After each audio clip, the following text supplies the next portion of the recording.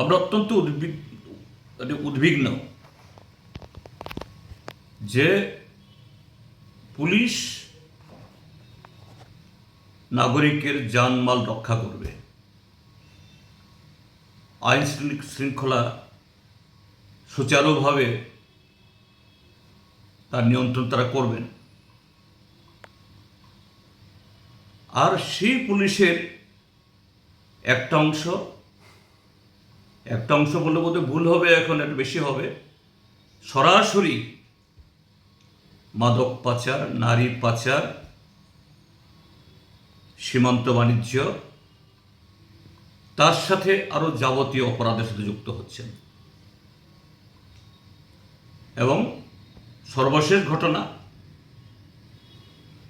4 জন police officer একই থানা থেকে আমাদের মাননীয় পুলিশের মহানির্দেশক মহোদয় তাদের গ্রেপ্তার করার জন্য নির্দেশ দিতে বাধ্য হয়েছেন। তারা গ্রেপ্তার হয়েছে, সাসপেন্ডেড হয়েছে, এখন পুলিশের হেফাজতে আছে। তার মাত্র কদিন আগে পুলিশ পরিবারের কয়েকজন সদস্য যে লক্ষ্মীর মূর্তির সামনে কোটি কোটি টাকার তাজা 500 আরো বড় বড় টাকার বান্ডেল রেখে হাওয়া দিচ্ছেন, মানুষকে দেখাচ্ছেন, ফেসবুক করে ভাইরাল করে দিচ্ছেন। এই ঘটনাতেও 3-4 জন এরকম, যারা এরকমভাবে সামাজিক মাধ্যমে এসছে, পুলিশ তাদেরকে গ্রেপ্তার করতে বাধ্য হয়েছে, কয়েকজন সাসপেন্ড হয়েছে। এটা সমুদ্রে ওই বরফের পাহাড়ের চূড়া মাত্র। আন্টার্কটিকা বা এইসব এলাকা যেখানে এই বরফাঞ্চল, সমুদ্রের মধ্যে বরফ ডুবে থাকে, শুধু উপরটা দেখা যায় ছোট্ট, কিন্তু নিচেটা হলো বিশাল হিমালয়।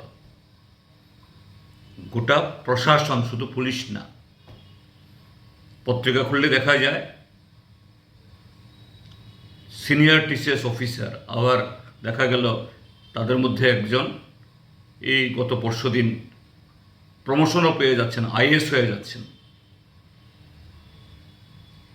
তারা রাজ্যে তো বিশাল সম্পত্তি তৈরি করছেনই, সুদূর মহারাষ্ট্রের পুনে, মুম্বাই, বেঙ্গালুর, দিল্লি, এসব জায়গাতে কোটি কোটি টাকার ফ্ল্যাট কিনছেন, জমি কিনছেন। ত্রিপুরাজ্যের মধ্যে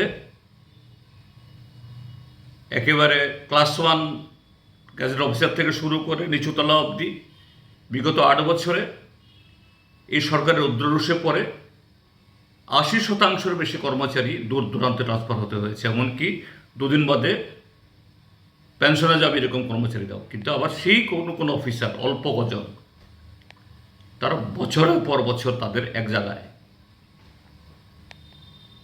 আর তারাই হলো এই কি থানাতে, কি জেলা শাসকের অফিসে, কি মহকুমা শাসকের অফিসে জমি কেলেঙ্কারি, নেশা কেলেঙ্কারি, যাবতীয় দুর্নীতি, অনিয়মের সাথে যুক্ত। এদের 2-4 জনকে ধরে এই প্রশাসনের ভেতরে যে গুণ ধরেছে, এটা শুদ্ধ হবে না। কারণ তাদের যারা রক্ষক, এরা একদিক থেকে হলো আইনের রক্ষক, আর তাদের রক্ষক হলো যারা পলিটিক্যাল এক্সিকিউটিভ। যেমন একটা বিশালগড়, এটা তো অপরাধের রাজধানী হয়ে গেছে। সেখানকার যিনি মাতব্বর বড় নেতা, যে কোনো ধরনের অপরাধী ধরা পড়লে দেখা যায় তার সাথে তার সেখানে খুব আন্তরিক ছবি ইত্যাদি পাওয়া যায়। এটা শুধু বিশালগড় কেন, যে উত্তরে দক্ষিণে সর্বত্র আজকে ছড়াছড়ি শুধু অপরাধীদের। কোথাও কোথাও বলেই ফেলছেন, আমরা তো এই সোর্স মানি, কমিশন মানি, এটা আমাদের পাওনা, রাইট। কাজেই আমি বলবো 4জন পুলিশ অফিসারকে গ্রেপ্তার করলে হবে না। তাদের উপরে যারা বস, পলিটিক্যাল বস, যাদের অঙ্গলে হেলনে, যাদের আশ্রয়ে প্রশ্রয়ে এই ঘটনাগুলি হচ্ছে, তাদের বিরুদ্ধে ব্যবস্থা গ্রহণ করতে হবে। মাননীয় মুখ্যমন্ত্রী বলছেন এই জাতীয় বিষয়ের উপর জিরো টলারেন্স।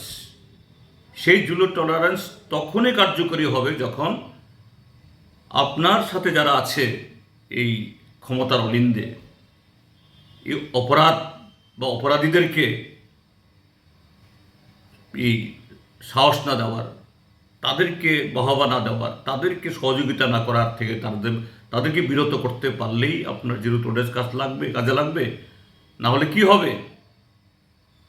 সমাজ জীবন এটা খাদের কিনারে পৌঁছে গেছে, এটা খাদে নিমজ্জিত হবে, একে উদ্ধার করা সম্ভব না।